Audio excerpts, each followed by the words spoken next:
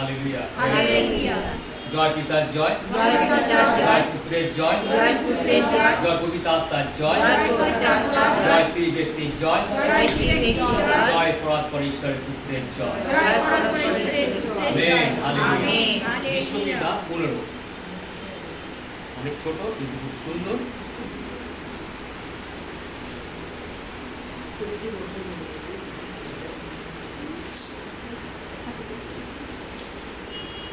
এই যে সবাই 15 হ্যাঁ, পুরনো পুরাতন নিয়মে 832 পৃষ্ঠা দাউদের সঙ্গীত।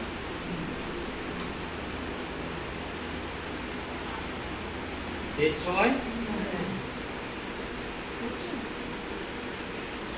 হে সদা প্রভু, তোমার তাম্বুতে কে প্রবাস করিবে? Question mark. আমেন। তোমার পবিত্র পর্বতে কে বসতি করিবে?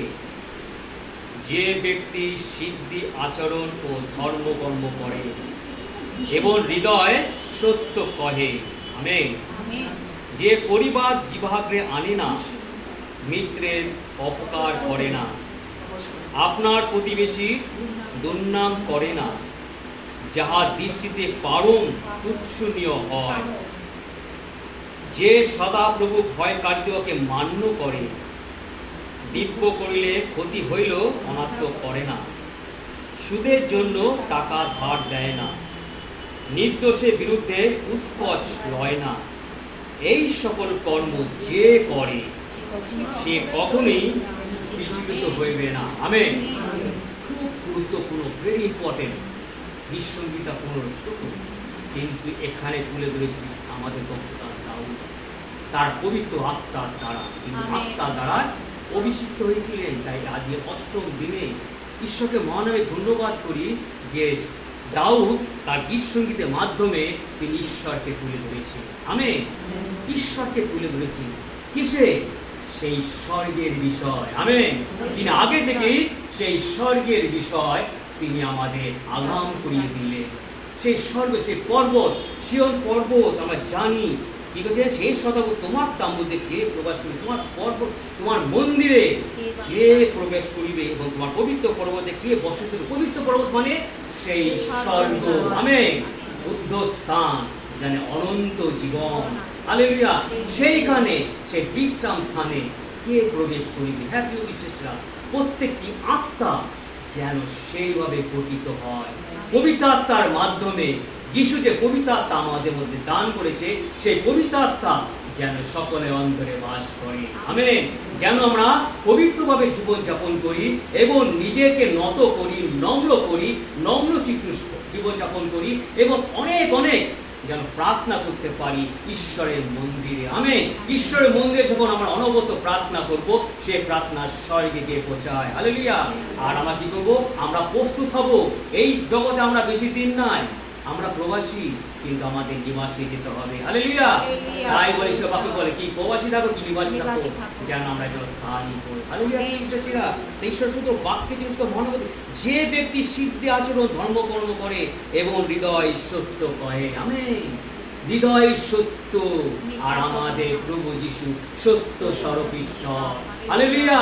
তাই তো ঈশ্বরকে বলেন, আমি মিথ্যা কহি না, আমি সত্য কহি। হালেলুয়া।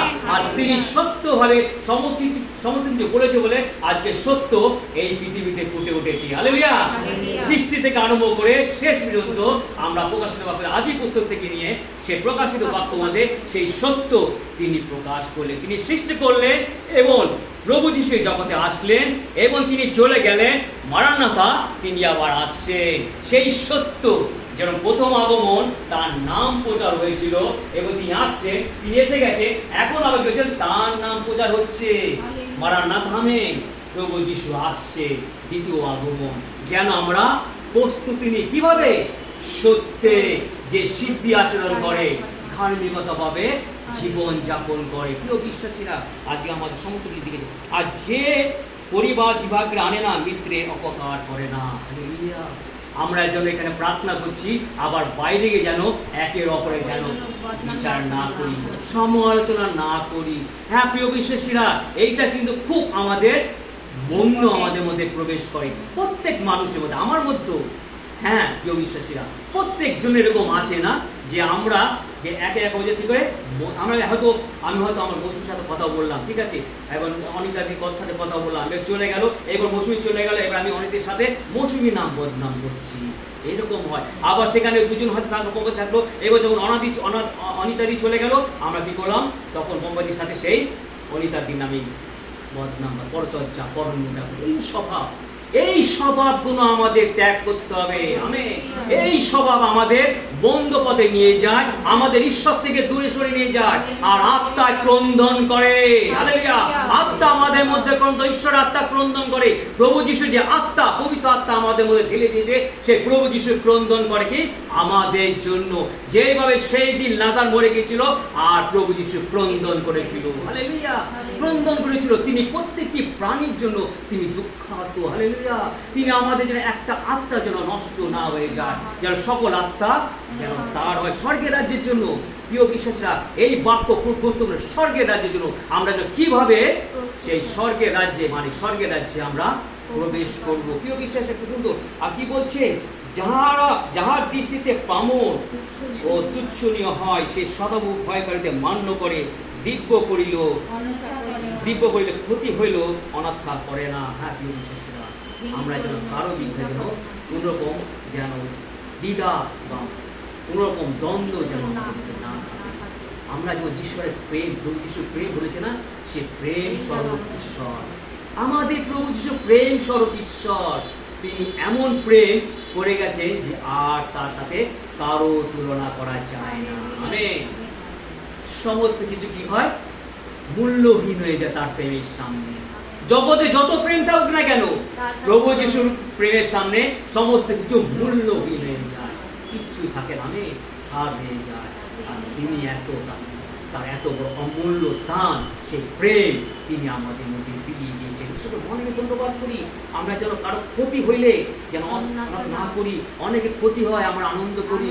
অনেকের বিষয় নানা রকম, তাদের নানা রকম বিপদ আসে, নানা রকম তাদের রকম অনেক কি করে অনেক সমস্যা আছে, আমরা কিন্তু পরচর্চা করার আলোচনা করি, যার মাধ্যমে করি।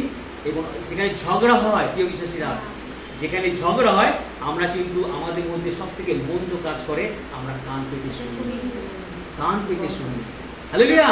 কান পেতে শুনি আর মনে মনে খুশি হই, কিন্তু তারপরে তোমার ঘরে প্রবেশ করবে সেটা সে জানে না। হালেলুয়া। কারণ দরজা সে খুলে দেয়। আমরা আনন্দিত হই যখন কারোর সাথে ঝগড়া হয়, অশান্তি হয়, স্বামী স্ত্রীর মধ্যে, পাড়াপড়শির মধ্যে, এবং বিশ্বাসীর মধ্যেও এরকম যখন হয়, ঝগড়া হয়, অশান্তি হয়, মালমিলন হয়, বিবাদ হয়, আমরা কি করি, সেখানে উৎসাহী হই। হালেলুয়া।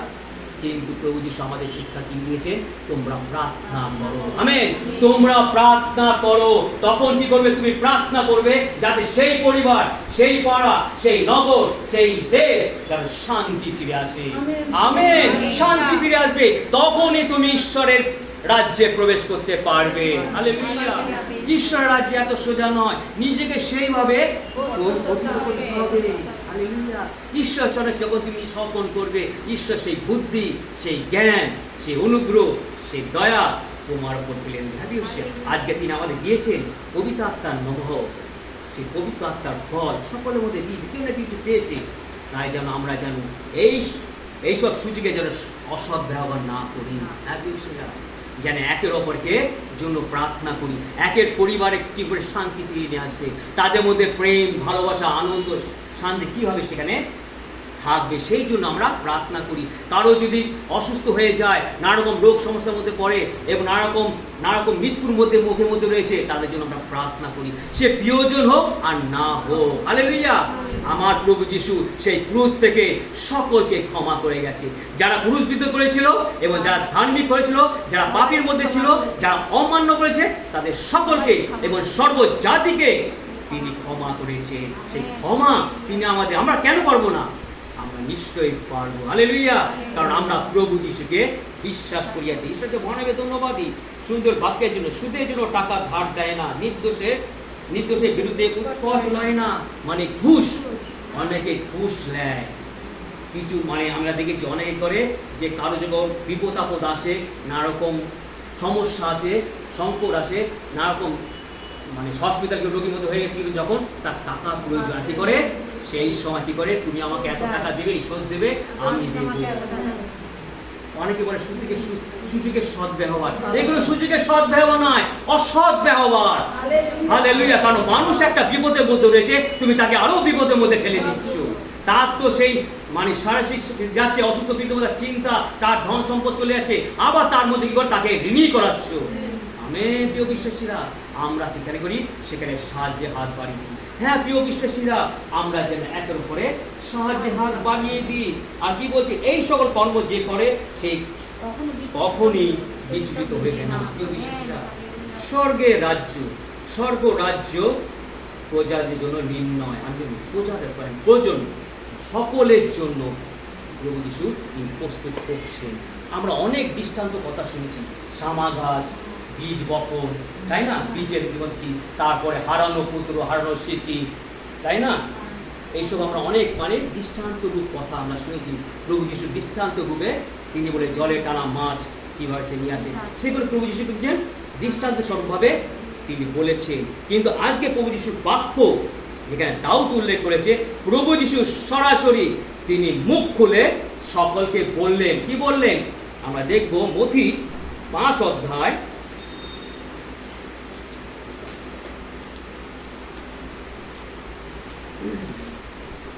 খুব ইম্পর্টেন্ট বাক্য, স্বর্গের রাজ্যে আমরা কিভাবে বসবো, আর প্রভু যিশু কিভাবে আমাদের তৈরি করতে চান যাতে আমরা সেই স্বর্গের রাজ্যের মধ্যে প্রবেশ করি। হালেলুয়া। পেয়েছো? স্বর্গের রাজ্যে প্রজা নির্ণয়। আমেন। নতুন নিয়মের 7 পৃষ্ঠা। যিশু অনেক দৃষ্টান্ত স্বরূপভাবে কথা বলেছে, কিন্তু এখানে প্রভু যিশু সরাসরি মানুষকে তিনি প্রচার করতে উপদেশ দিচ্ছেন। তখন তিনি মুখ খুলিয়া তাহাদিওকে এই উপদেশ দিতে লাগিলেন, ধন্য যাহারা আত্মাতে দিনহীন, কারণ স্বর্গ রাজ্য তাহাদেরই। আমেন। ধন্য যাহারা শোক করে, কারণ তাহারা সান্ত্বনা পাইবে। ধন্য যাহারা মৃদুশীল, কারণ তাহারা দেশে অধিকার হইবে। ধন্য যাহারা ধার্মিকতার জন্য ক্রুধিত তৃষিত, কারণ তাহারা পরিতৃপ্ত হইবে। আমেন। ধন্য যাহারা দয়াশীল, কারণ তাহারা দয়া পাইবে।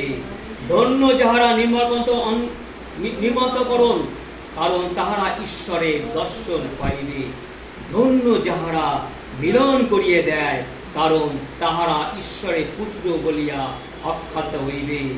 ধন্য যাহারা ধার্মিকতার জন্য তাড়িত হইয়াছে, কারণ স্বর্গরাজ্য তাহাদেরই। আমেন। ধন্য তোমরা যখন লোকে আমার জন্য তোমাদিকে নিন্দা ও তাড়না করে এবং মিথ্যা করিয়া তোমাদের বিরুদ্ধে সর্বপ্রকার মন্দ কথা বলে। আনন্দ করিও, উল্লাসিত হও, কেননা স্বর্গ তোমাদের পুরস্কার প্রচুর। Amen. Hallelujah. Praise the lord. প্রভু যিশু, আমি আর কিছু বলবো না, প্রভু যিশু এখানে সমস্ত পাই টু পাই তিনি বলে দিয়েছেন। হালেলুয়া। কারণ পুনরুক্তি করা আমার ঠিক নয়, কিন্তু প্রভু যিশু সমস্ত কিছু পরিষ্কারভাবে জানিয়ে দিয়েছে কে স্বর্গের রাজ্যে প্রবেশ করবে।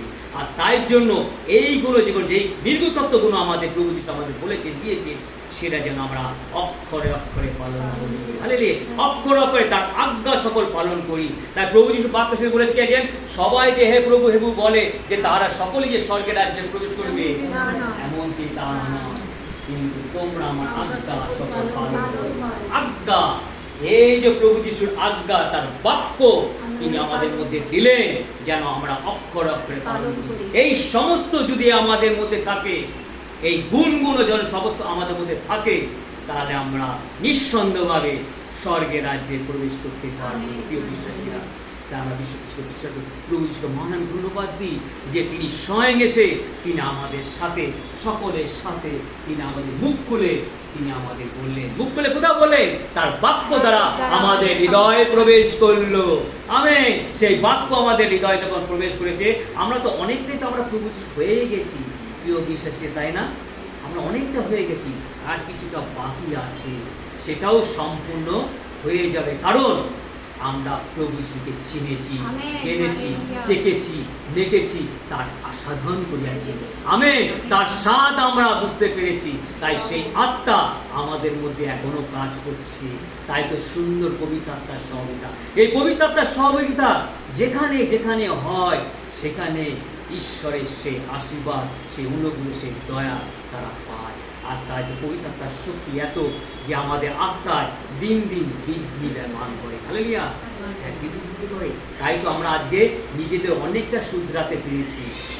প্রিয় বিশ্বাসের, আমরা সকলেই পাপী ছিলাম, অনেক পাপী ছিলাম। হয়তো এই প্রভু যিশু যেগুলো বলেছে তার মধ্যে হয়তো আমরা সকল পারি না, কিন্তু প্রভু যিশু বলেছেন যা মানুষের অসাধ্য তা ঈশ্বরের সাধ্য। আমেন। তুমি ঈশ্বরের উপর ভরসা রাখো, প্রভু যিশুর আদেশ ও বাক্য সকল পালন করো, সেখানেই সাধ্য পূর্ণ হবে। আমেন। সেখানেই সাধ্য পূর্ণ হবে, আর আমাদের হৃদয় সম্পূর্ণ ঈশ্বরের হবে। হালেলুয়া। সেই স্বর্গধাম, সেই পরম দেশ, সেই শুদ্ধ মধ্য প্রবাসী দেশে আমরা প্রবেশ করব।